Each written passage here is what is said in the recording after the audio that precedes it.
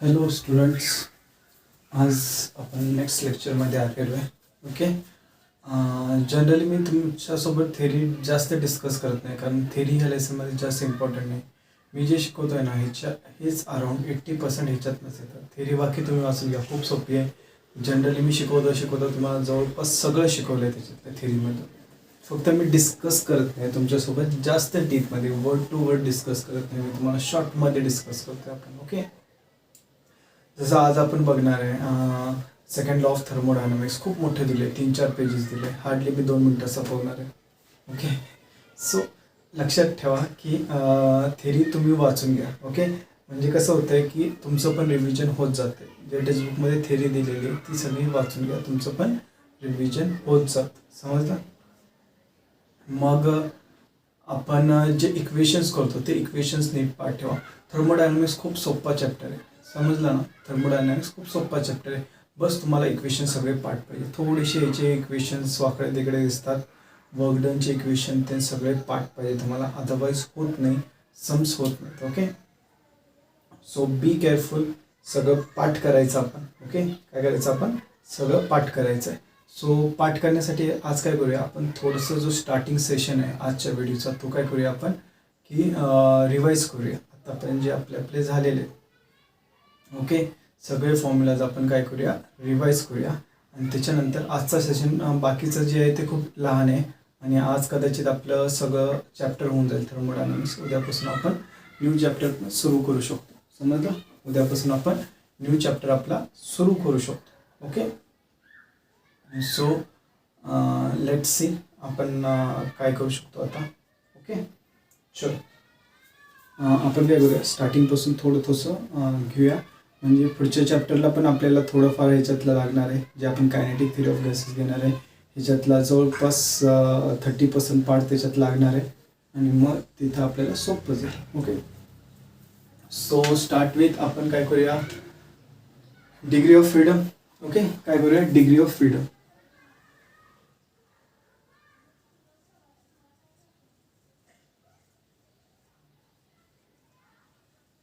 Degree of freedom for mono atomic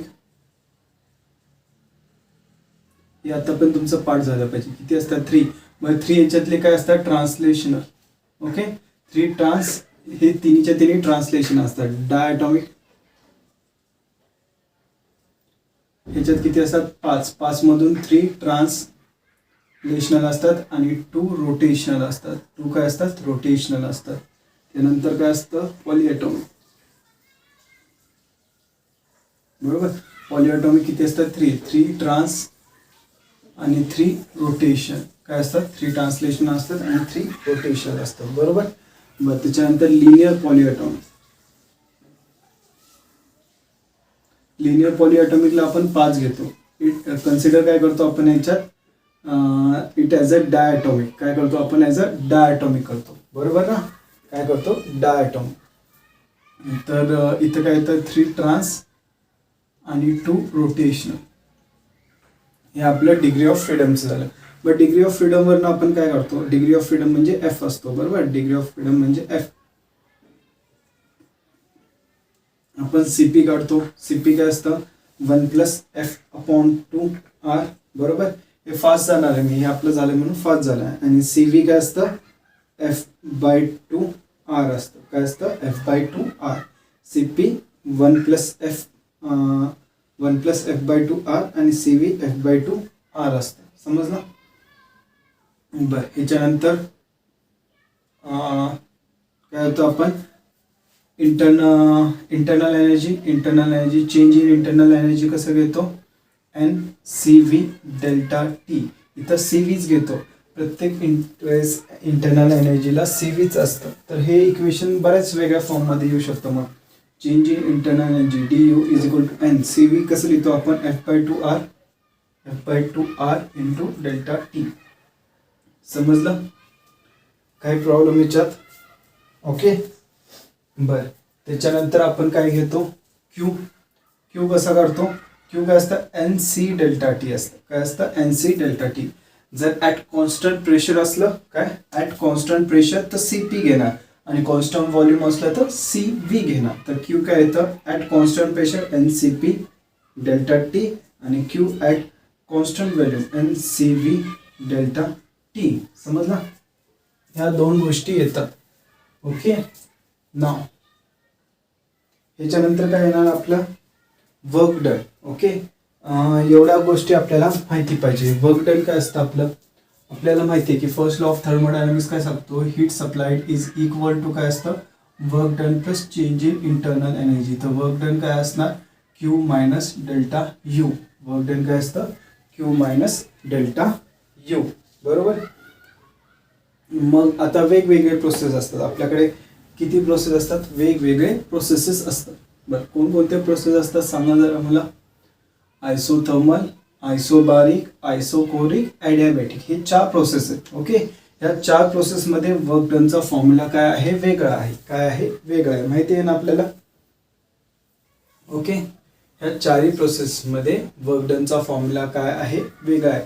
अजून एक आपलं राहिलं गॅमा. गॅमा कसं काढतो, सीपी अपॉन सी व्ही असं काढतो.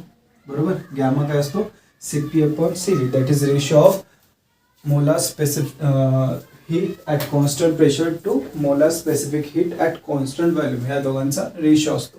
ओके, नाव काय घेणार आपण, काय घेत होतो. हां, डिफरंट टाइप्स ऑफ प्रोसेसेस. तर फर्स्ट काय असणार आपलं आयसोबारिक. आयसोबारिकसाठी आयसोबारिक म्हणजे काय, प्रेशर कॉन्स्टंट. हे का घ्यालोय, कारण कसं होतंय हे प्रोसेस आपण विसरून जातो, आपल्याला नाव आठवतं आयसोबारिक. मग काय असतं, प्रेशर कॉन्स्टंट असतं, व्हॉल्यूम कॉन्स्टंट असतं, हेच माहिती पडत नाही. ओके, सो आपण काय घेणार आहे, प्रेशर कॉन्स्टंट घेणार नाही, प्रेशर कॉन्स्टंटच असतं याच्यात. Okay, that is P constant असतो. काय, पी कॉन्स्टंट. ओके, तर वर्क डन कसं काढतो आपण, पी इंटू डेल्टा व्ही. ह्याला आपण कसं लिहू शकतो, P into V final minus V initial work डनला. ओके, बरं, वर्क डनला ह्याच्यात असं पण करू शकतो, work done is equal to P integration of delta V V one two V two. Okay, हा फॉर्म्युला पण राईट आहे ह्या केसमध्ये. ओके, इंटिग्रेशनचा फॉर्म्युला इथं राईट आहे ह्या केसमध्ये. समजला? आणि वरचा पण राईट आहे. खरं आपल्याला ॲक्च्युली इथं इंटिग्रेशन घ्यायच लागत नाही. ओके, पी कॉन्स्टंट असल्यामुळे इंटिग्रेशन घ्यायच लागत नाही. ओके, सेकंड कोणतं असतं आपलं आयसोकोरिक. आयसोकोरिक म्हणजे व्हॉल्यूम कॉन्स्टंट. काय असतं, volume constant that is V is equal to 0. मी तुम्हाला सांगितलं कुठलीही गोष्ट कॉन्स्टंट म्हणजे काय असतं, change in that thing. Okay, change in that thing is equal to 0. Okay, volume constant म्हणजे काय असतं, V0. व्हॉल्यूम कॉन्स्टंट म्हणजे V0 नाही, delta V0. Change in volume 0 असणार. ओके, V0 नसणार. ओके, V0 म्हणजे काय, ती व्हॅल्यू 0 आहे. खरं चेंज इन व्ही म्हणजे काय असतं, त्याच्यामधला काही चेंज होत नाही. ओके, त्याच्यामध्ये काहीच चेंज होत नाही. V10 पण असू शकतं, व्हॉल्यूम आपलं 10 लिटर्स पण असू शकतं, और 10 मीटर क्यूब पण असू शकतं. बट प्रोसेस नंतर ते 10 मीटर क्यूबच राहणार, चेंज होणार नाही. त्यालाच म्हणतो आपण चेंज इन व्हॉल्यूम इज 0. आणि इथं आपण काय लिहिणार, इथं तसंच चेंज इन प्रेशर काय असणार आपलं 0 असणार. कुठलीही गोष्ट कॉन्स्टंट म्हणजे काय असते, चेंज इन दॅट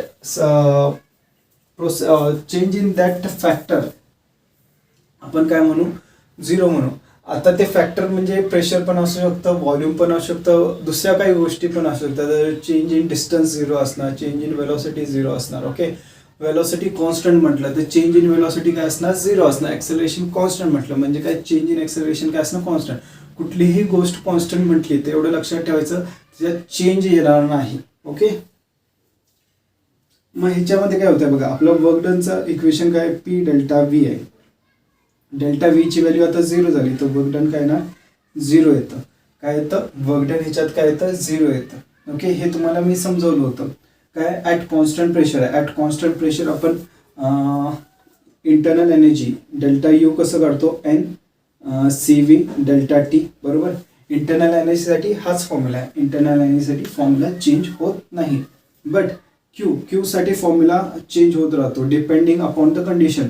आता काय, ॲट कॉन्स्टंट व्हॉल्यूम, तर कॉन्स्टंट व्हॉल्यूमसाठी आपण काय घेणार, N C V delta T. आपलं फर्स्ट लॉ ऑफ थर्मोडायनामिक्स काय सांगतो, Q is equal to W plus del you.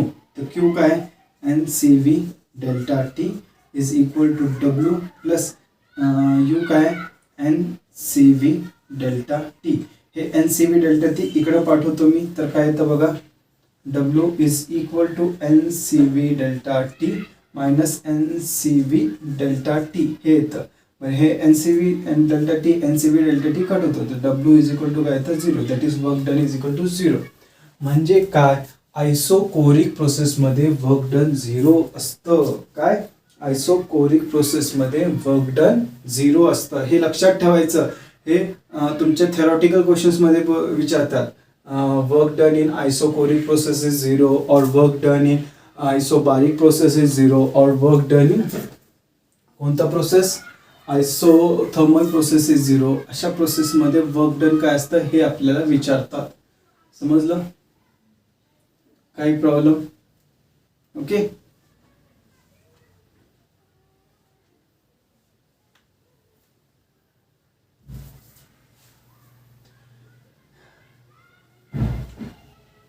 बर, ह्याच्यानंतर आपण काय घेणार आहे, आयसोथर्मल प्रोसेस आणि ॲडियाबॅटिक प्रोसेस. काय घेणार आहे, आयसोथर्मल प्रोसेस.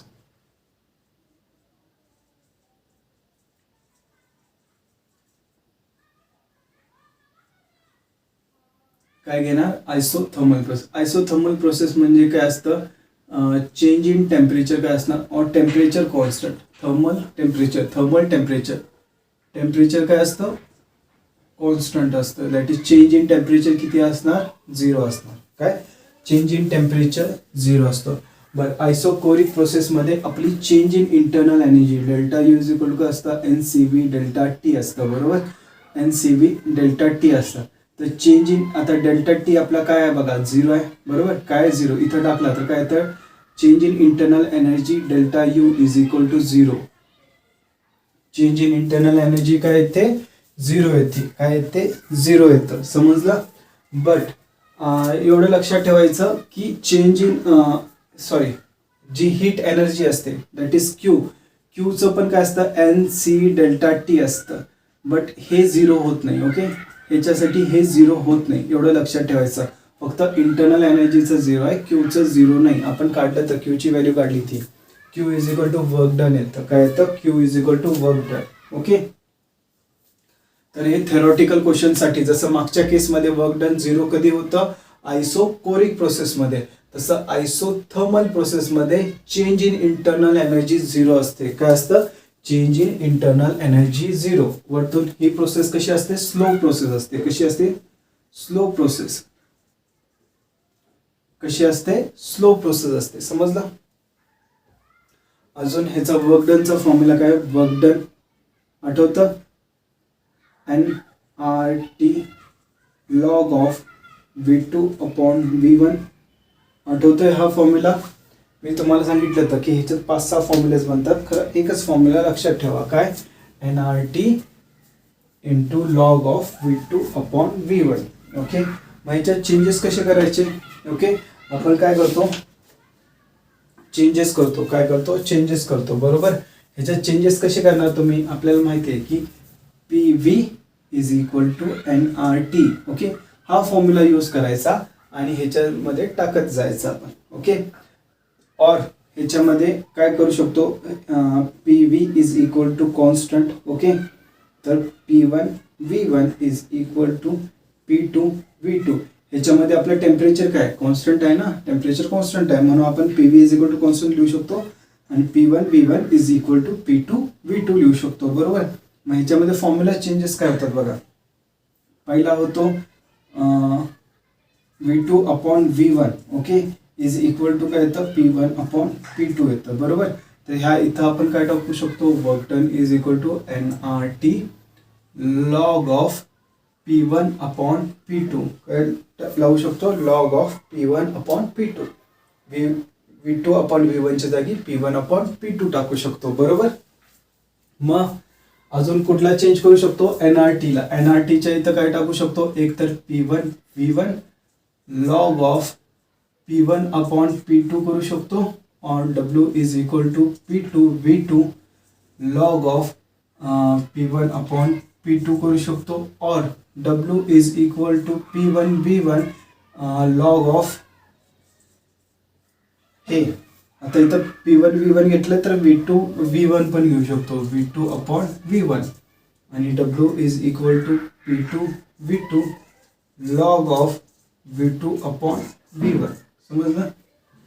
एवढे सगळे फॉर्म्युलाज आहेत. किती आहेत बघा? 6 आहेत का? 1 2 3 4 5 6 6 फॉर्म्युलाज आहेत टोटल. बरं, हे कसे यूज करायचे? आपल्या पद्धतीनं यूज करायचे, आपल्याला जसं पाहिजे तसं यूज करायचे. क्वेश्चनमध्ये ज्या गोष्टी दिल्या असतील त्या गोष्टीच्या ह्यानं यूज करायचं कधी पण. समजलंय ना? ओके. क्वेश्चनमध्ये ज्या गोष्टी दिलेल्या असतील त्याच गोष्टी यूज करून हा फॉर्म्युला यूज करायचा आहे. ओके. बरं, ह्याच्यानंतर कोणती प्रोसेस होती? Adiabatic process. कोणती प्रोसेस होती?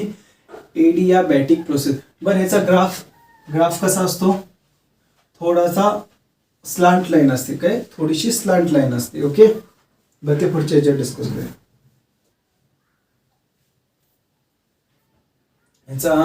चलो पुढच्या ह्याच्यात डिस्कस करूया, कारण त्या दोघांचं आपल्याला रिलेशन नीट लक्षात राहिलं पाहिजे. ओके.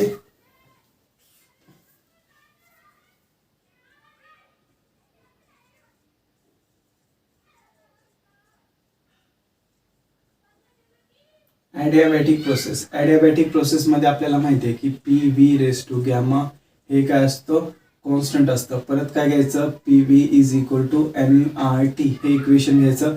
हे इक्वेशन ना इथं चेंजेस करत जायचे. जर मला टी आणि V is equal to constant ह्या फॉर्ममध्ये पाहिजे, ओके, तर काय करायचं? पीच्या जागी NRT अपॉन व्ही टाकायचं. इथं काय करायचं? पीच्या जागी काय टाकायचं? NRT अपॉन व्ही टाकायचं. तर आपल्याला काय भेटतं? टी तर इथं भेटणार. इथं काय भेटतं? गॅमा -1 भेटतं. बरोबर. तर हे एक इक्वेशन झालं. त्याच्यानंतर जर आपल्याला in terms of T P पाहिजे असेल, काय? In terms of T P पाहिजे असेल, और ह्या दोघांमध्ये पाहिजे असेल, तर आपण काय करू शकतो? इथं व्ही इज इक्वल टू काय टाकायचं? NRT बाय पी टाकायचं. काय करायचं? NRT बाय पी टाकायचं. तर इथं काय येतं बघा? पी, आणि व्हीच्या जागी काय टाकायचं? NRT upon P raise to gamma is equal to constant. बरोबर. तर इथं काय राहतं? P raise to 1 minus gamma आणि T raise to gamma is equal to constant राहतं. बरोबर. काय राहतं? P raise to 1 minus gamma, T raise to gamma is equal to constant. असे हे 3 इक्वेशन काढतो आपण. बरं, तुम्हाला जरा लक्षात येतंय का की आपण कधी पण ट्रान्सफॉर्मेशन मागच्या इक्वेशनमध्ये पण करताना आपण काय घेत होतो? P V is equal to NRT हे इक्वेशन घेत होतो. काय घेत होतो? P V is equal to NRT हे इक्वेशन घेत होतो. ह्या इक्वेशनमध्ये पण P V is equal to NRT घेतोय, आणि आता जे पुढे येणारं इक्वेशन त्याच्यात पण P V is equal to NRTच घेतोय. बरोबर. बरं, ॲडियाबॅटिकसाठी वर्क डनचा फॉर्म्युला काय? Work done is equal to 1 upon 1 minus gamma P2 V2 minus P1 V1, और work done is equal to NR, okay, T2 minus T1 upon 1 minus gamma. बरोबर. हे इक्वेशन आहे. बरं, ह्याच्यात गॅमा काय असतो? Gamma is equal to CP upon CV. बरं, एवढं कशाला रिपीट करतोय? कारण हे फॉर्म्युलाच पाठ झाले पाहिजे. जर फॉर्म्युलाच पाठ नाही झाले तर आपण काहीच करू शकत नाही. ह्याच्यात फॉर्म्युला पाठ असतील ना, तुम्ही असं सॉल्व्ह करता असा, काय असं सॉल्व्ह करता असा. बरं, ह्याच्यातल्या ग्राफचं बघायचं आपल्याला, कारण ह्याच्यातला ग्राफ जो खूप आहे इम्पॉर्टंट आहे. ओके. तर हा झाला आयसोथर्मल आणि हा झाला ॲडियाबॅटिक. हा कोणता आहे? ॲडियाबॅटिक. आणि हा काय आहे? आयसोथर्मल. बरोबर. बरं, आपल्याला हे माहिती आहे की DV upon DP, sorry DP upon DV, काय? DP upon DV of adiabatic is equal to gamma times DP upon DV of isothermal. Okay. हे लक्षात ठेवायचं. अजून ह्याची कुठले ग्राफ माहिती आपल्याला? मोनोॲटॉमिक, डायॲटॉमिक आणि पॉलिॲटॉमिक.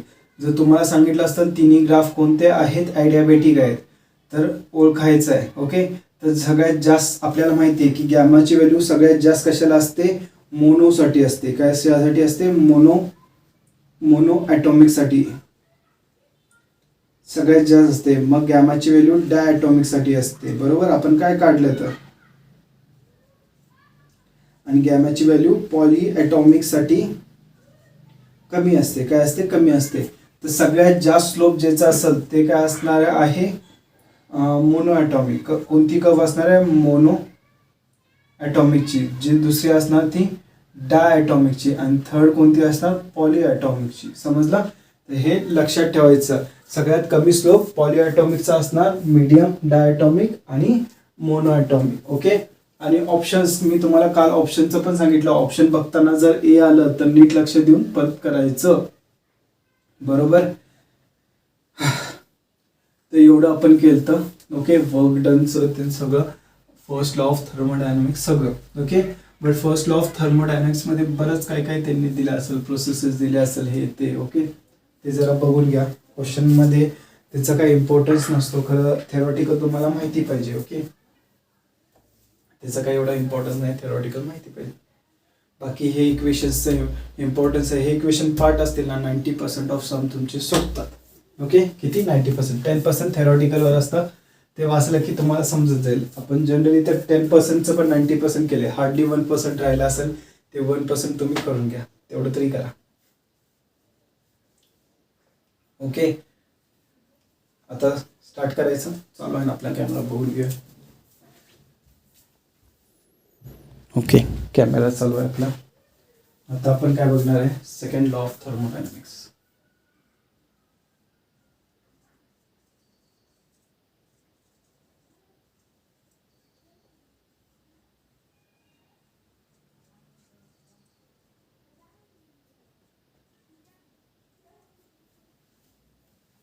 काय बघणार आहे, second law of thermodynamics.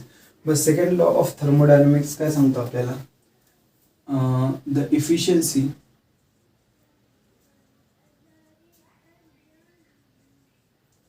Of a heat engine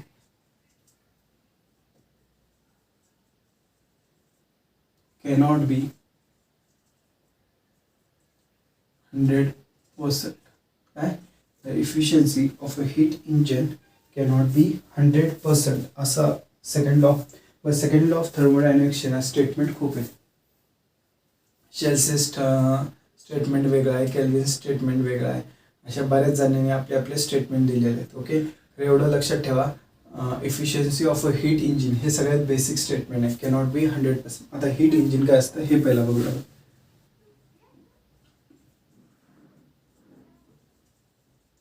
बरं, आपल्याला जे हीट इंजिन आहे ना हे खूप छोटं आहे.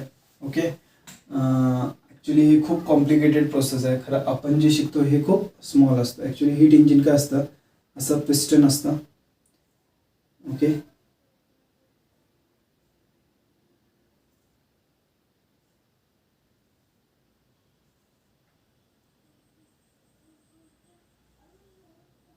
आणि हे असं शाफ्टला जॉईंट असतं. ओके,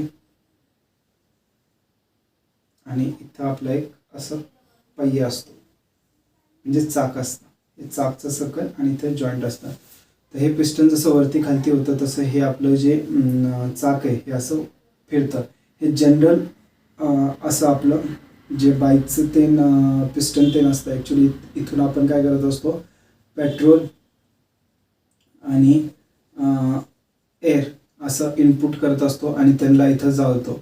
जाळल्यानंतर काय होतं की एनर्जी प्रोड्यूस होते. ही एनर्जी काय करते, ह्या पिस्टनला खालती ढकलते. काय करते, खालती ढकलते. मग हे काय होतं, असं फिरतं, इकडं येतं. ओके, मग जळ आलं आता. बरोबर, मग इथली जी गॅस काय झाली, ती एनर्जी कमी झाली. ओके, हे इथं यूज सगळं एनर्जी कमी होतं. तर हे काय करतं, याचं मोमेंटम ह्याला परत ढकलतं वरती. तर हे पिस्टन परत वरती जातं.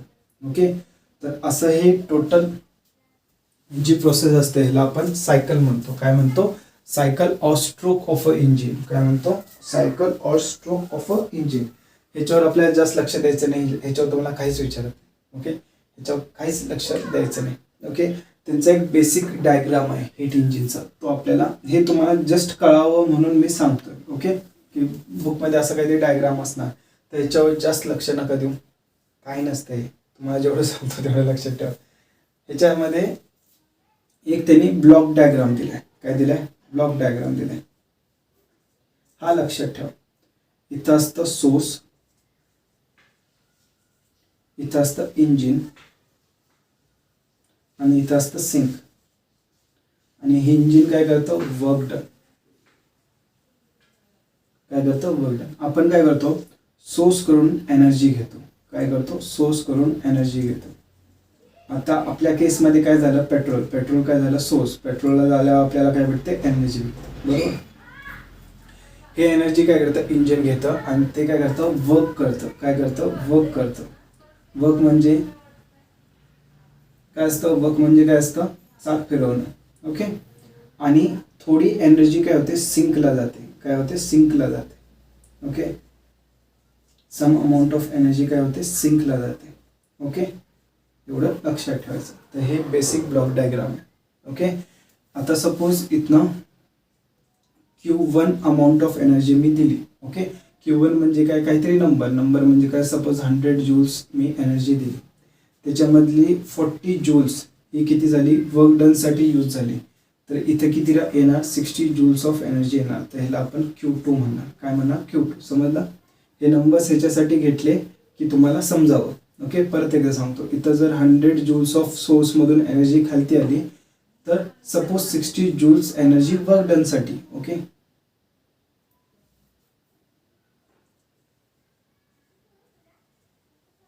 Sixty joules of energy work डनसाठी यूज झाली. तर इथं किती येणार? 40 जूल्स एनर्जी. समजलं? तर ह्या एनर्जीला आपण Q1 बनवू, ह्या एनर्जीला आपण Q2 म्हणू. ओके, तर वर्क डन काय असणार सांगा मला? वर्क डन काय असणार?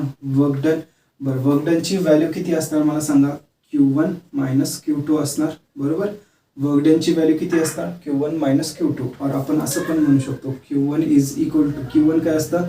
दोन ह्याच्यामध्ये डिवाइड होते, एक तर वर्क डन आणि एक तर Q2, तर W प्लस Q2. ओके, असंही तुम्ही म्हणू शकता. तर हे बेसिक इक्वेशन आहे. ह्या बेसिक इक्वेशनवर लक्ष ठेवा. बाकी तुम्ही कशावर नाही लक्ष ठेवलं तरी चालतं, सगळे इक्वेशन सुटतात तुमचे आणि सगळे थेरॉटिकल पण सुटतील. का? कारण इक्वेशनवरच थेरॉटिकल भाषा मांडली जाते, त्याच्याशिवाय मांडली जात नाही. ओके, कळालं? ओके, ह्याच्यानंतर आपण बघणार आहे इफिशियन्सी. काय बघणार आहे? Efficiency.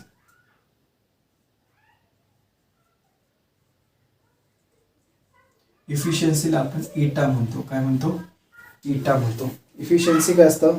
Work done per unit energy supplied. काय? Work done per unit energy supplied.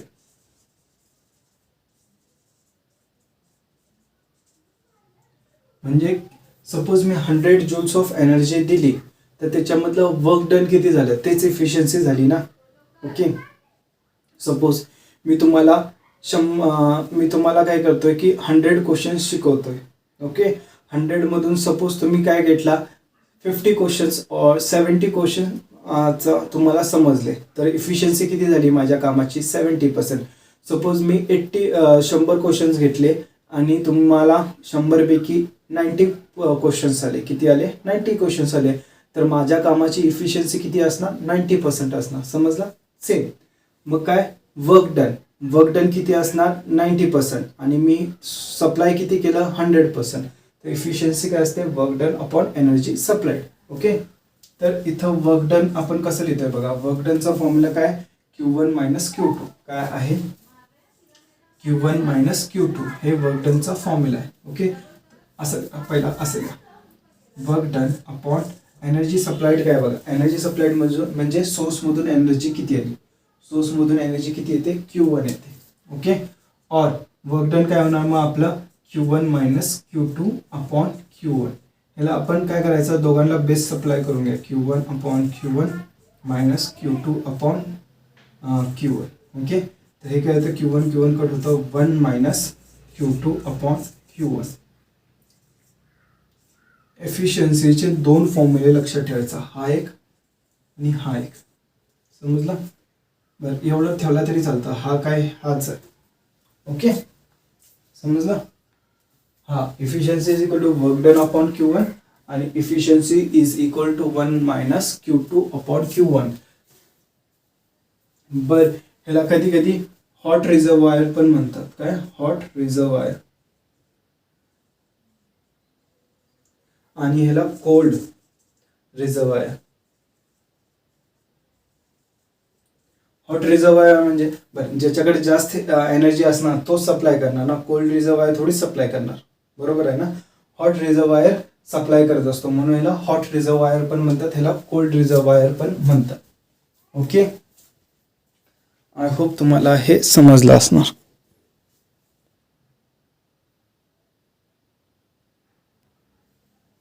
चला, समजलं हे. ओके, तर हे दोन फॉर्मुलेस पार्ट ठेवायचे. Efficiency is equal to work done upon Q1 आणि efficiency is equal to 1 minus Q2 upon Q1.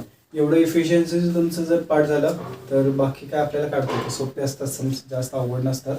Okay, चला आता आपण काय बघूया, कॅरनॉट हीट इंजिन बघूया. ओके, कॅरनॉट हीट इंजिन काय नाही, सोपं आहे, काय एवढं अवघड नाही. कॅरनॉट heat engine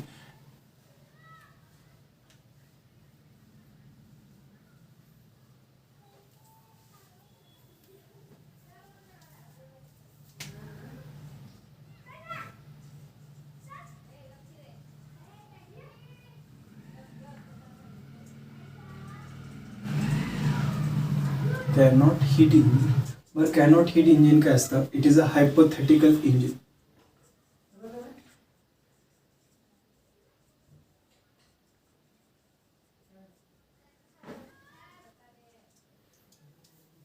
hypothetical heat engine म्हणजे काय? हायपोथेटिकल म्हणजे काय? असं आपण अज्युम करतो की, म्हणजे आयडल गॅस कशी असते. आयडल गॅस काय? हायपोथेटिकल कन्सेप्ट आहे. आयडल फ्लुइड हायपोथेटिकल कन्सेप्ट आहे. असं काही नसतंच. आयडल गॅस अशी काही गोष्टच नसते. खरंच जर तुम्ही असं आयडल गॅस सारखं जर बनवत गेला, हीट इंजिन जर कॅरनॉटनं सांगितलं त्या प्रोसेसनं, त्या डायरेक्शननं बनवत गेला, तर तुम्हाला काय भेटते? मॅक्झिमम इफिशियन्सी भेटते. काय भेटते? Maximum efficiency. It is the most efficient heat engine. काय? It is most efficient heat engine. काय आहे? It is most efficient heat engine. समजलं? म्हणजे काय की हे खूप चांगल्या प्रकारे, म्हणजे जे थेरॉटिकली मांडलं, ॲक्च्युली प्रॅक्टिकली आपण असं करू शकत नाही, कारण प्रॅक्टिकली खूप प्रॉब्लेम्स येतात. ओके, तर थेरॉटिकली ना कॅरनॉटकरनं काय केलं आहे की हीट इंजिन कसं वर्क केलं पाहिजे आणि त्याची इफिशियन्सी कशी काढायची हे सांगितलं आहे. ओके, आणि त्याचा इफिशियन्सीचा फॉर्म्युला आपल्याला हा थेरॉटिकलमध्ये नाही आहे, डेराईव्ह करायचं नाही, म्हणून आपण करत नाही आहे. ओके, NCERTमध्ये आहे. खरं डिराईव्ह करायची काही गरज नाही, कारण खूप काही एवढं त्याच्यात मोठी गोष्ट नाही आहे, म्हणजे काही कन्सेप्ट वेगळ्या नाही आहेत, म्हणून मी डिराईव्ह करत नाही. सिम्पल आहे, 1 minus T2 upon T1. Okay, मागच्या वेळेस आपण जो हीट इंजिनचा जो होता, ओके, त्याचं इफिशियन्सी कसं काढत होतो? Q2 upon Q1. ह्याच्यामध्ये काय? T2 अपॉन T1 एवढंच आहे. ओके, आणि Q2 upon Q1 is equal to T2 upon T1 एवढं, हे पण लक्षात ठेवा. ओके, हे पण बरोबर आहे. ओके, एवढंच त्याच्यात आहे. बरं,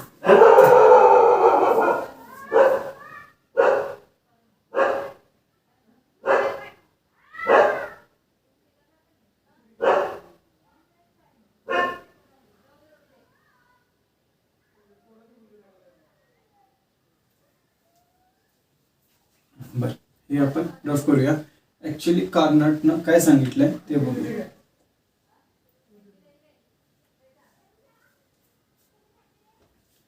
कार्नॉटनं काय केलं? एक ग्राफ डिझाईन केला. कसा केला? Graph design. कोणता? PVचा ग्राफ केला. ओके, तर तो ग्राफ कसा होता ते बघूया. ह्याच्यात 4 प्रोसेस होतात. काय होतात? 4 प्रोसेस होतात. ओके, हे पॉईंट A, इथं पॉईंट B, हे पॉईंट सी आहे, इथं पॉईंट डी आहे. ओके, ह्या पॉईंटपासून ह्या पॉईंटपर्यंत. आता त्यानं काय केलं, एक पिस्टन घेतला. आता दाखवलं होतं तुम्हाला पिस्टन. ओके, तर पिस्टनचे जे वॉल्स असतात, ओके, हे जे बाजूचे वॉल्स आहेत हे काय पाहिजे, ॲडियाबॅटिक वॉल्स पाहिजे म्हटलं. असं होऊ शकत नाही, कारण आपल्याला लोखंड हार्ड मटेरियल लागतं इथं, आणि हार्ड मटेरियल कशाचं बनतं, लोखंडाचं, बरोबर. आणि लोखंडाचं मटेरियल काय असतं, कंडक्टिंग असतं, ते ॲडियाबॅटिक नसतं. आणि इथं जे मटेरियल आहे हे कंडक्टिंग पाहिजे. डायथर्मल हे सांगितलं तर तुम्हाला मी, डायथर्मल मटेरियल, ॲडियाबॅटिक मटेरियल.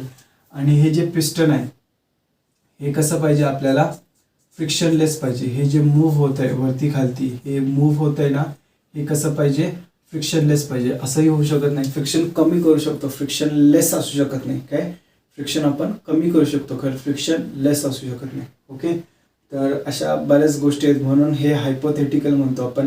बट आपण जर अशा प्रकारे जर प्रयत्न केला हीट इंजिन बनवण्याचा, तर आपल्याला इफिशियन्सी जास्त भेटू शकते. ओके, तर फर्स्ट काय म्हटलं की ए टू बी आपण काय करणार, आयसोथर्मल एक्सपान्शन करणार. काय करणार, आयसोथर्मल एक्सपान्शन. ही जी प्रोसेस आहे ही कशी आहे, आयसोथर्मल एक्सपान्शनची. बरं, आयसोथर्मल प्रोसेस तुम्हाला माहिती आहे की कसं होतं, त्याचा ग्राफ असा थोडासा वाकडा होता, बरोबर. तर काय होणार, आयसोथर्मल एक्सपान्शन म्हणजे काय, इथनं आपण काय करणार, याला हीट करणार. काय करणार, इथं गॅसेस काय होणार, हीट होणार. आणि हे हळूहळू, आयसोथर्मल एक्सपान्शन कशी आहे, स्लो प्रोसेस आहे. कशी आहे, स्लो प्रोसेस, बरोबर. हे हळूहळू हळूहळू हळू काय होणार, वरती जाणार. बरं, from point B to C, from point B to C हे कसं होणार, ॲडियाबॅटिक एक्सपान्शन.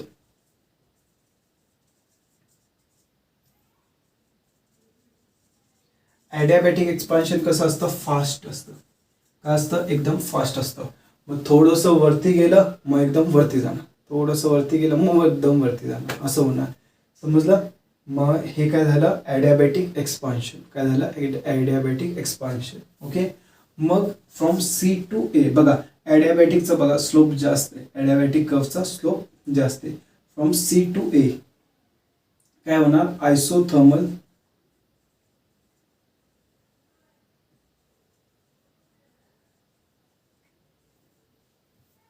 कॉम्प्रेशन करायचं.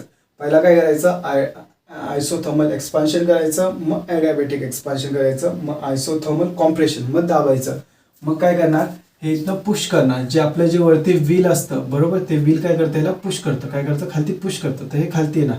कसं येणार, हळूहळू, स्लो. का, आयसोथर्मल प्रोसेस कशी असते, स्लो असते. काय असते, स्लो असते. स्टार्टिंगला काय येणार, थोडं थोडं स्लो येणार. मग नंतर ना ह्या पॉईंटवर गेल्यावर आपल्याला इथं काय करायचं आहे, ॲडियाबॅटिक कॉम्प्रेशन करायचं आहे.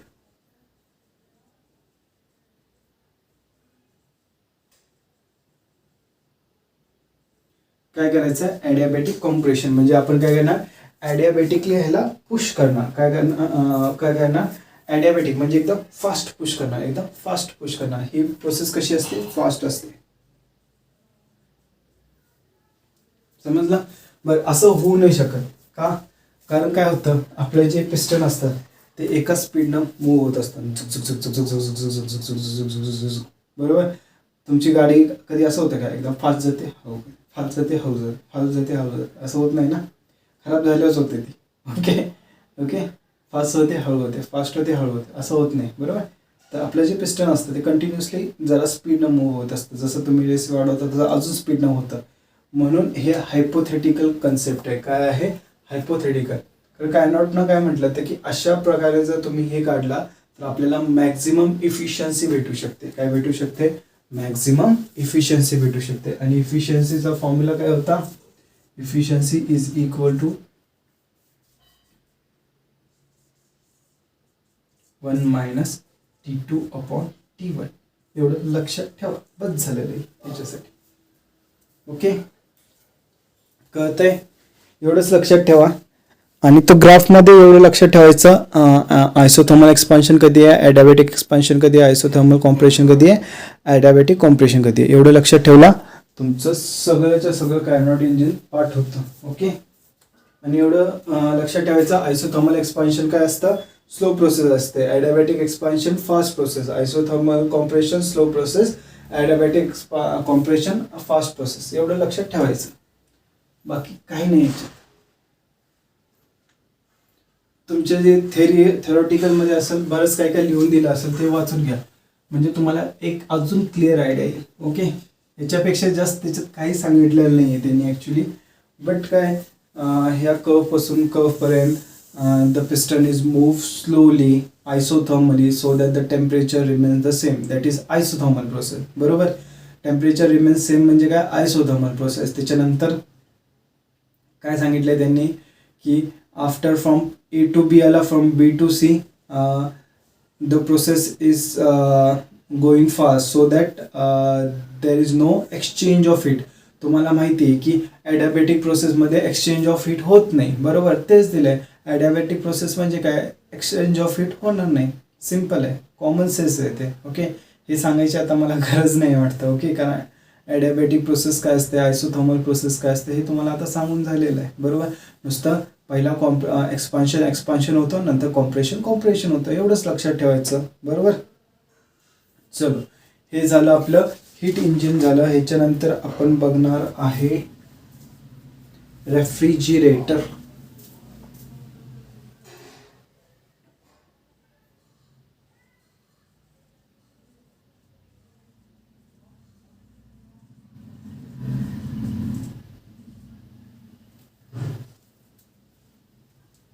बरं, रेफ्रिजिरेटर काय असतं, हे रिव्हर्स हीट इंजिन असतं. काय असतं, रिव्हर्स हीट इंजिन.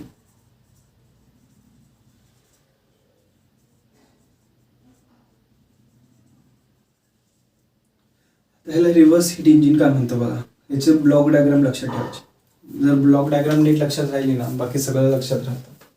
ओके, बरं तुमच्या पुस्तकात बऱ्याच ब्लॉक डायग्राम असतील, ह्या दोनच लक्षात ठेवायचे. ओके, बाकी नाही ठेवलं तरी चालतं. ओके, आता हीट इंजिनमध्ये काय होतं तर सांगा, इथनं जे सोर्स होता आणि हे काय होतं, सिंक. बरोबर, ह्याला आपण सोर्स म्हणतो, ह्याला आपण सिंक म्हणतो, आणि इथं इंजिन होतं. बरं, काय होतं, सोर्सवरनं हीट इंजिनकडे येत होती, इंजिन वर्क डन करत होतं आणि राहिलेली हीट खालती देत होतं. बरोबर, आता काय होतंय बघा, सिंकमधून आपली जी हीट एनर्जी आहे ती वरती जाते. काय जाते, सिंकमधून हीट एनर्जी वरती जाते. ओके, कुठे जाते, सोर्सकडे. कुठे जाते, सोर्सकडे. बरं मला सांगा, इथं काय आहे Q1, हे काय आहे Q2. बरोबर, इथलं टेम्परेचर हाय असणार आणि इथलं टेम्परेचर काय असणार, लो असणार. बरोबर, टेम्परेचर इथं हाय असणार. सोर्स काय आहे, जास्त एनर्जीचं सप्लाय असतो. जास्त एनर्जी म्हणजे जास्त टेम्परेचर, कमी एनर्जी म्हणजे कमी टेम्परेचर. बरोबर, मला सांगा, सिंकमधून एनर्जी डायरेक्टली फ्लो होईल का, सोर्समधून फ्लो होऊ शकते डायरेक्टली विदाउट एनी वर्क. काय, सोर्समधून सिंककडे डायरेक्टली एनर्जी जाऊ शकते विदाउट एनी वर्क.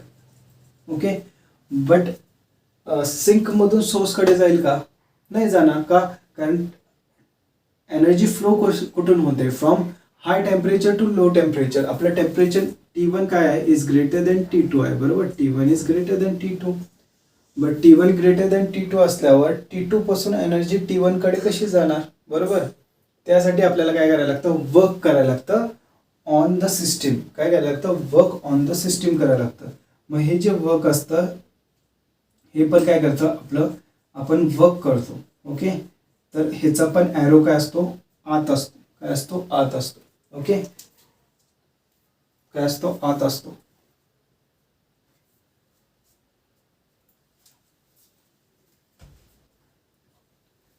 ह्याचा पण ॲरो काय असतो, आत असतो. समजलं.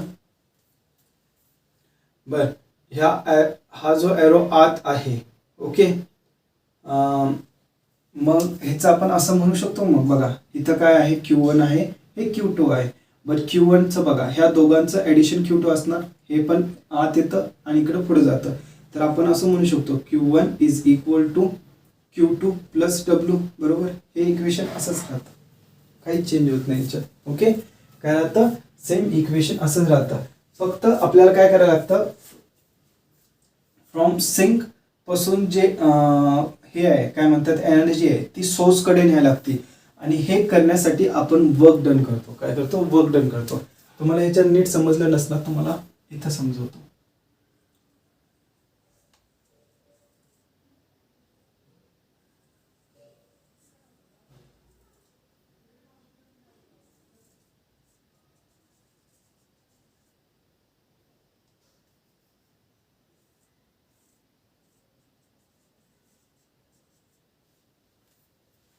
बरं, हे जे आहे ना, हे तुमचं रेफ्रिजरेटर आहे आणि हे रेफ्रिजरेटरच्या बाहेरचं आहे. ओके, तुम्ही जर नीट बघितलं असतं, रेफ्रिजरेटरच्या मागाशी कॉईल असते, बरोबर? समजलं? तर ही जी कॉईल आहे ही बाहेरची आहे, ही आउटसाइड कॉईल आहे. काय आहे? Outside coil. आणि ही काय आहे? इनसाइड कॉईल आहे.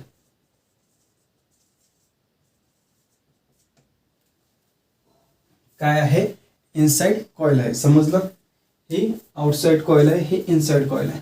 आता काय होतं, आता ही जी कॉईल असते ही जनरली तुमचं जे बर्फचं जे असतं ना, वरती कोल्ड स्टोरेज बर्फ ते ठेवलेला असतो, बरोबर? तिथं ही कॉईल असते. ओके, काय करते ही कॉईल? ही कॉईल काय करते? ॲक्च्युली हे इंजिन करत असतं. ओके, हे इंजिन काय करतं? इथं एक वेगळं इन्स्ट्रुमेंट असतो. ओके, त्याच्यामधून काय होतं की इथनं एक गॅस जाते. काय जाते? हे इंजिन म्हणजे कॉम्प्रेसर असतं. बरं, हिचं काय काम आहे ते एवढं लक्षात नका घेऊ. ओके, ते तुम्ही नाहीतर वेगळ्याच दुनियेत जाशील. जर आपण एकदम एक्झॅक्टली बघायला गेलो, तुम्हाला जे सांगतो ते लक्षात घ्या. इथं जे वॉल असतो, या वॉलमधून काय येतं? एक गॅस येते आणि ती कोल्ड गॅस असते. काय असते? कोल्ड गॅस असते. ती गॅस काय करते? आत जाते. बरं, आत गेल्यावर काय होणार? ती कोल्ड गॅस आहे आणि त्याच्या बाजूला जे आपण जे पण ठेवलेले असते, सपोज वॉटर ठेवले. ओके, बॉटलमध्ये मी काय केलंय? वॉटर ठेवलंय. ओके, व्हेजिटेबल्स ठेवलेले आहेत. काय ठेवले आहेत? व्हेजिटेबल्स ठेवलेले आहेत. तर ह्याच्यामध्ये हीट एनर्जी असणार. बरं, हे जे कॉईल आहे हे काय असतं? कूल असते. काय असते? कूल असते. मग ही काय करणार? ह्याच्यामधली जी एनर्जी असते ती काय करणार? ट्रान्सफर करून घेणार. काय करणार? ट्रान्सफर करून घेणार. आणि हे जे लिक्विड आहे ते गरम होत, थोडं थोडं गरम होत बाहेर जाणार. आणि हे जे बाहेर जातं आणि हे इंजिन काय करतं? कॉम्प्रेस करून त्याला काढतं. काय करतं? काढतं. आणि इथं हे बाहेर जाऊन काय करतं? ही हीट एनर्जी लूज करतं. काय करतं? हीट एनर्जी लूज करतं.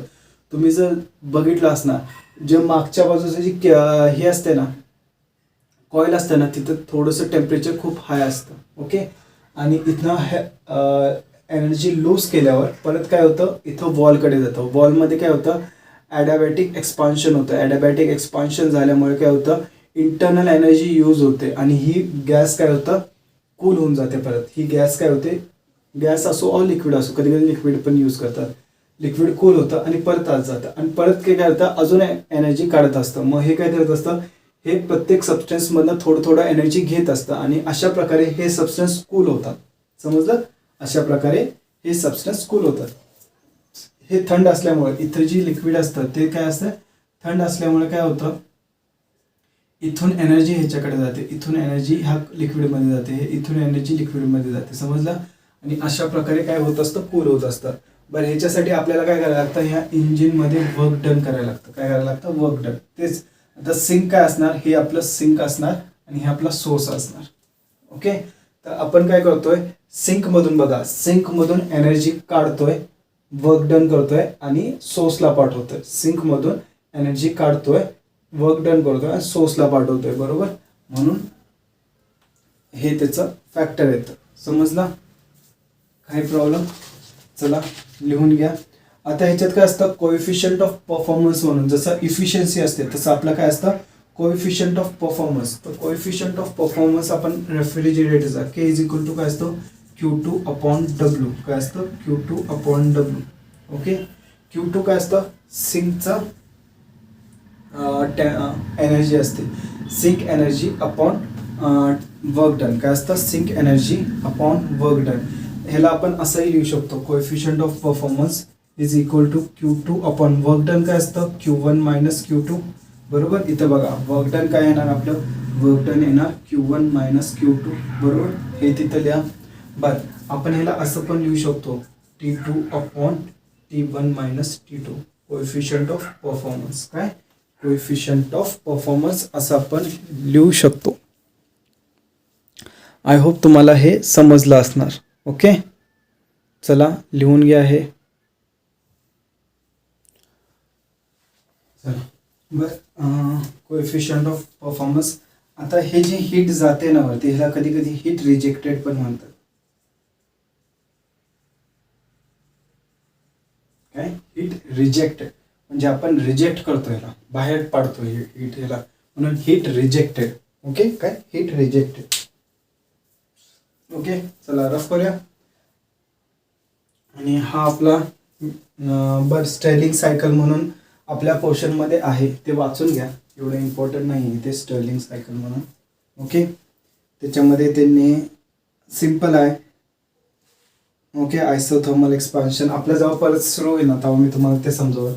ओके, एवढं काही इम्पॉर्टंट नाही. हे जे इम्पॉर्टंट आहे आपण ते कव्हर अप करून घ्या, कारण इम्पॉर्टंट कव्हर अप करूया. स्टर्लिंग सायकल काय एवढं इम्पॉर्टंट नाही आहे. आपण जेव्हा रिवाईज मारू ना त्यावेळेस तुम्हाला सांगून स्टर्लिंग सायकल काय असते. सिम्पल आहे ते. आपण आता काय करूया, एक 2-3 सम करूया, म्हणजे तुम्हाला जरा समजेल की काय करायचं ह्याच्यात. ओके,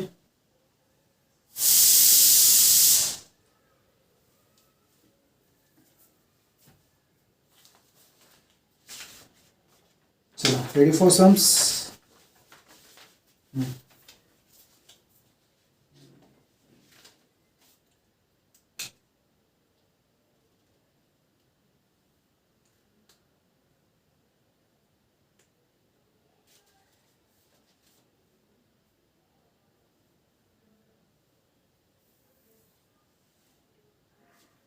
बरं, काय दिलंय बघा, क्वेश्चन नंबर 1 आहे.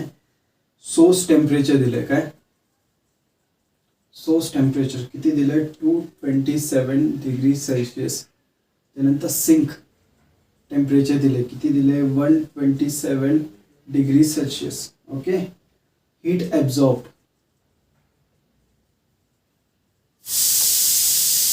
हीट ॲब्झॉर्ब दिलेली आहे 10⁴ जूल्स. ओके, आपल्याला काय करायचं, वर्क डन.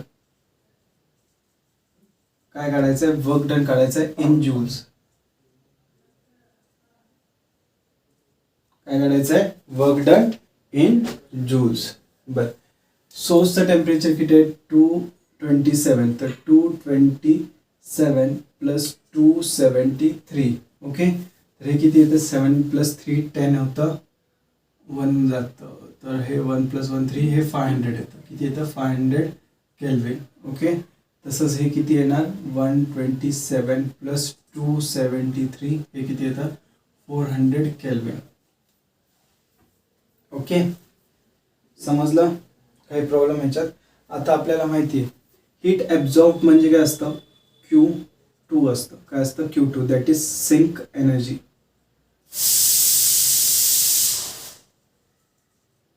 आणि आपल्याला माहिती आहे की Q2/Q1 इज इक्वल टू काय असणार, T2/T1.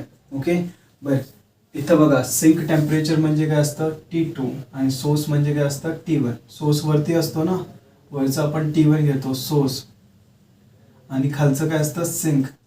बरोबर, हे किती असतं, T2 असतं. तर जे कमी टेम्परेचर असतं ते कसलं असतं, सिंकचं. बरोबर, जे कमी टेम्परेचर सिंकचं आणि जास्त टेम्परेचर काय असतं, सोर्सचं. एवढं लक्षात ठेवायचं. तर T2 ची व्हॅल्यू किती आहे बघा, T2 ची व्हॅल्यू आहे 400 आणि T1 ची किती आहे 500. तर हे कट होतं, तर काय भेटतं आपल्याला, Q2/Q1 इज इक्वल टू 4/5. तर ह्याच्यातून आपल्याला काय भेटतं, आपल्याला काय काढायचं आता, Q1 काढायचं. पहिला काय काढायचं, Q1 काढायचं. काय काढायचं, Q1.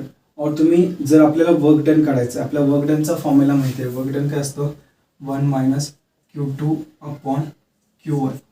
बरोबर, काय 1 - Q2/Q1. अशा प्रकारे पण काढू शकता. बट ह्याच्यासाठी आपल्याला काय पाहिजे बघा, Q1 आणि Q2च्या व्हॅल्यूज पाहिजे. आपल्याला Q2 ची व्हॅल्यू आहे, सिंक एनर्जी किती आहे, 10⁴ जूल्स आहे. Q1 ची नाही, ह्याच्यातनं Q1 ची व्हॅल्यू काढा. Q1 किती असणार बघा, Q1 तिकडे पाठवतो आणि ह्याला इकडे घेऊन येतो, तर काय येतं, 5/4 टाइम्स ऑफ Q2. बरोबर, काय ना, 5/4 टाइम्स ऑफ Q2. तर काय येतं 5/4 इंटू 10⁴ बरोबर. तर हे किती येतं, ह्याला मी काय करू शकतो 10 इंटू 10⁻³ करू शकतो बरोबर. तर 4 × 1 = 4, 4 × 2 = 8.205 जा. ओके. तर हे किती येतं 5 × 5 = 25. तर Q1 ची व्हॅल्यू काय येते 5 × 5 = 25. ओके. 2 5 5 2 = 10 11 12 12.5 इंटू 10⁻³ तर ह्याला आपण असं लिहू शकतो, असंच ठेवा जूल्स. ओके. तर वर्क डन काय असणार सांगा 1 - Q2/Q1 बरोबर. 1 - Q2 ची व्हॅल्यू काय आपली 10⁻⁴ आहे बरोबर. Q2 ची व्हॅल्यू काय 10⁻⁴. 10⁻⁴ ला आपण कसं लिहू शकतो 10 इंटू 10⁻³ असं लिहू शकतो ना 10⁻⁴ ला. आणि Q1 ची व्हॅल्यू काय आली बघा 12.5 इंटू 10⁻³ 10⁻³ कट झालं काय आलं 1 - 10/12.5. हे कॅल्क्युलेट करून घ्या. ओके. तुम्हाला आन्सर भेटून जाईल की वर्क डन किती झालं. समजला. वर्क डन किती झालं हे तुम्हाला भेटून जाईल. ओके. काही प्रॉब्लेम ह्याच्यात समजलं. ओके. चल रफ करू. चला.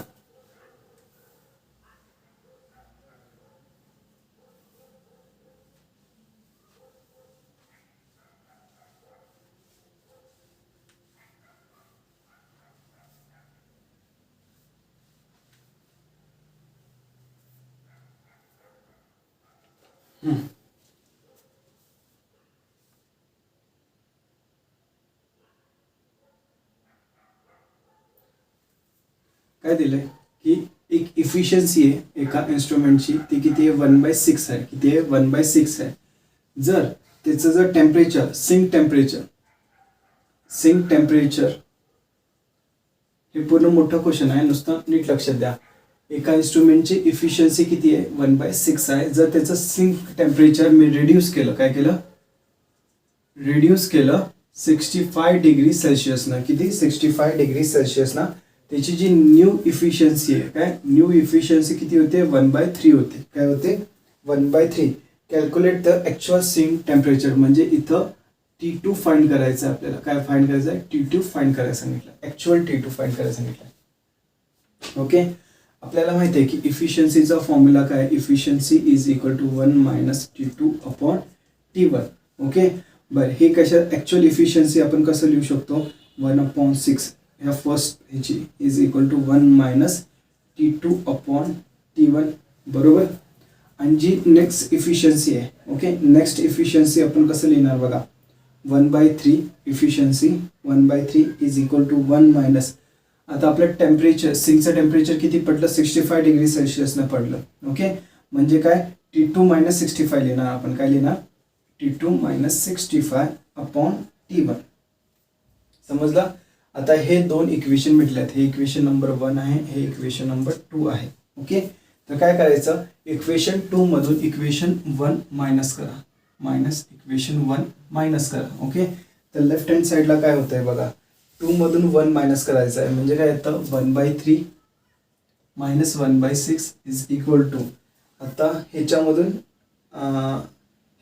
हे मायनस करायचं आहे. तर काय येतं बघा 1 - T2 - 65 बरोबर अपॉन T1 मायनस 1 - T2/T1 बरोबर. तर हे किती येतं 1/3 येतं बरोबर. 1/3 येतं. इथं काय येतं बघा इथं काय होतं बघा हे 1 - T2 - 65 upon T1 -1 plus T2/T1 येतं बरोबर. हे +1 -1 कट होतं बरोबर. हे ब्रॅकेट उघडलं +1 -1 कट होणार तर 1/3 इथं काय येणार बघा T2/T1 हे पहिला लिहितो मी प्लस साइन आहे म्हणून, आणि इथं मायनस T2 मायनस 65/T1 येणार. बरोबर, काही प्रॉब्लेम ह्याच्यात? बरं, दोघांचे बेसिस सेम आहेत तर आपण डायरेक्ट ॲड करू शकतो. काय येतं T2 मायनस T2 आणि इथं ब्रॅकेट टाका. तर इथं काय येतं प्लस 65/T1. प्लस 65 काय आलं, हे ब्रॅकेट जर मल्टिप्लाय झालं हे मायनस आणि हे मायनस मायनस प्लस, त्याचा प्लस आहे तर T2 कडे येतं 1/3. ओके, तर काय राहतं T1 इज इक्वल टू 65 × 3. तर हे किती येतं 3 5 15 15 आणि हे 195 डिग्री सेल्सिअस. T1ची व्हॅल्यू किती आली 195 डिग्री सेल्सिअस. बट आपल्याला काय काढायचे T2ची व्हॅल्यू काढायची. T2चं व्हॅल्यू काढा. कसं काढू शकता, ह्याच्यामध्ये टाका. ओके, ह्याच्यामध्ये जर तुम्ही इक्वेशनमध्ये जर T1ची व्हॅल्यू टाकला तर T2ची व्हॅल्यू काढू शकता. बरोबर, इथं टाकून बघूया आपण काय येतं.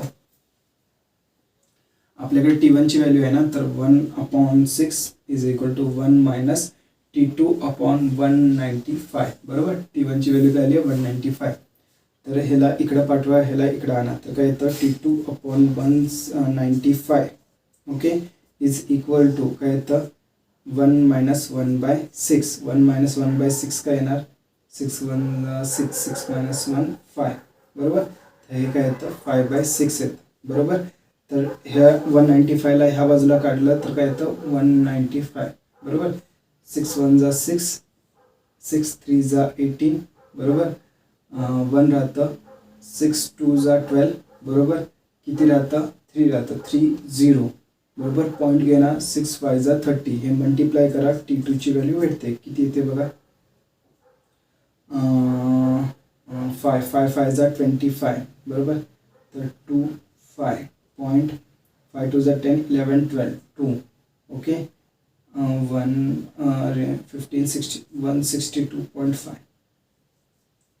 T2ची व्हॅल्यू किती येते 162.5. समजलं, असे सम्स येतात आपल्याला. ओके, हार्ड सम्स येत नाही. ओके, तर हे लक्षात ठेवा. ओके, बाकीचे जे सम्स आहेत आपण आता बराच टाईम झाला आहे रेफ्रिजरेटरचे ते सम्स आपण आल्यावर भरपूर सम्स करू, टेन्शन नाही घ्यायचं. सम्स दबा के करेंगे आपण. ओके, चलो बाय.